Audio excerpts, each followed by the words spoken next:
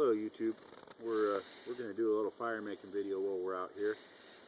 We're in the swamp here in South Carolina, so there's really not a whole lot of good spark tinder around. Everything stays pretty wet. You really got to find something that's up off the ground to find anything dry, and it is a little bit of a challenge, but I did manage to find, this is part of the nest of a small animal, I guess, that was knocked out of a tree or something like that. Got some crumbled leaf mat that was held up off the ground. Leaves aren't really good fire starting material at all if you've ever tried it, but that's what we've got, so we're going to make do. Got some moss here, some dried moss. My little girl gathered, and she's dried this out in her pocket. So what I did, I went ahead and made some char cloth because I knew we'd have a hard time finding some really good spark tinder out here. Any of this would probably take a spark, but it just wouldn't do it to my satisfaction. So went ahead, we got a lamp wick here that we've charred. One thing with char cloth, you've always got to have it in a container. I've just folded this in a piece of paper, metal container, anything like that, because it will fall apart if you just have it in your pocket. A lot of people put them in Altoids tins, but so we're going to go ahead, we're going to see how this char cloth does with a ferro rod. So we got our Mora Classic number 2 blank ferro rod. We're gonna see that char cloth takes a spark really easily, burns nice and hot. So now we're going to go ahead and combine all these tinders here and see.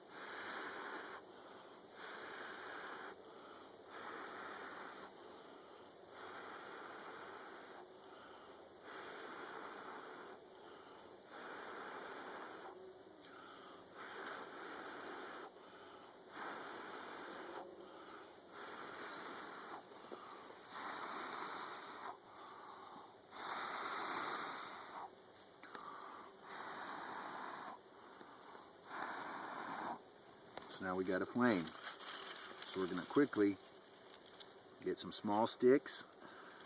Once again, these sticks were off the ground. Some dead stuff that was off of the ground. We didn't get these right off of the ground. And you can see if we look over here, we've got our fire laid out. We're not going to have an all-night fire here, but it's always a good policy to have enough firewood laid out, as much as you think you need, and double it for however long you're going to have your fire. So we can see here we've got this going. We're just going to, we started out with stuff about that size. We're just going to build on it. Go up to there. We're going to add those. We don't want to just smother this fire, so we're just going to put on a piece here, a piece there, and somewhat of a modified teepee configuration. Cleared out all the leaf litter and everything around this area, even though as wet as it is, we're probably not in any real danger of having a forest fire here. We still want to have at least 3 feet of cleared area around our fire. So we've got this going pretty good here. One thing we want to do, we want to make sure that we don't stifle this fire by putting huge logs on it or anything like that at this point. We just want to add to it one step at a time. one good thing to remember also, when you're done using your ferro rod, done using your char cloth, anything like that, go ahead and put it in a pocket here so that you don't lose it. It's real easy to lose those things in the woods, especially you got leaves and grass and things. So make sure, remember where you set them once you get your spark and your tinder bundle. You know, you're not going to want to take the time at that point to put them in your pocket. Remember where you set them. As soon as you get a break, you want to go ahead and take those things and put them back in your container that you carry them in. So now one thing, we've got a shelter here. One thing we got to remember, this is flammable. This is nylon cordage. So I put this a little bit off center. I don't want this to get too big. And actually, I've got it a little bit close to the shelter. So now we're at the point, this fire is going okay. Don't panic. You just slide your fire a little bit. It's not going to hurt anything at this point. You've got enough heat in there. It'll get back going. But one thing to remember, this is flammable.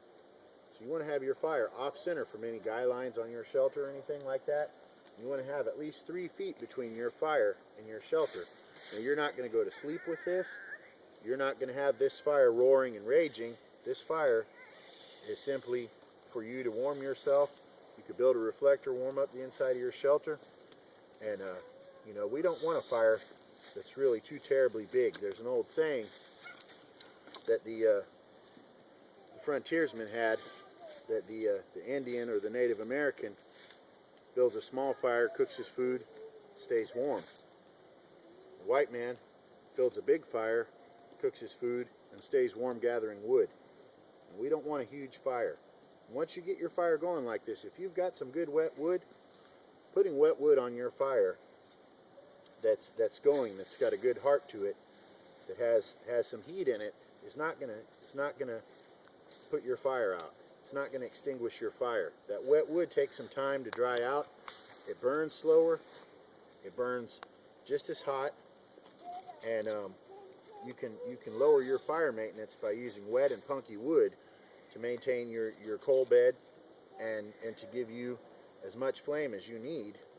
You know, you don't want to cook over flames. That's one thing. It's bad for your containers.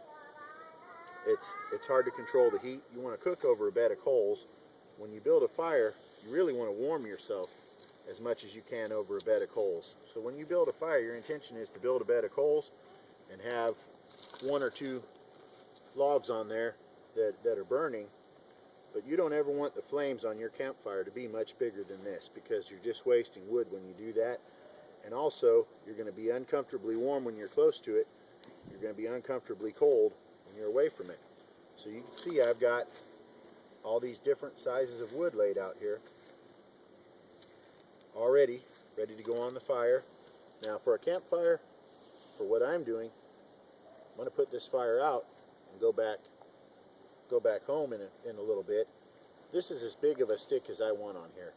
You know, for a campfire that I'm going to have going all night, I'd really want some good stuff, maybe some logs this size right here, and some ones that are not sodden with moisture, but that are not entirely dry. But, you know, for what we're doing here, this right here is as far as I'm going to go. So, you know, you've got your tiny sticks for starting your fire. You know, you've got some pencil thick sticks for getting it hot. Then you move up to thumb thick to get it ready to get a good bed of coals going where it's going to keep going. And then you move up to maybe half of wrist thickness, and that would be your bread and butter firewood. It's easy to find dead on the ground. You don't have to use any tools to cut or break this wood unless it's green. And you know, you could find this stuff a dime a dozen around here. So just a few thoughts on fire making. My way's not the only way, but it works for me, and I thought you might be interested to see. You know, just a short little fire making video. Want to get into some more in-depth ones when there's more time and more daylight, but wanted to go ahead and get one on here while we were already out making videos. So, but thank you very much, and you have a nice day.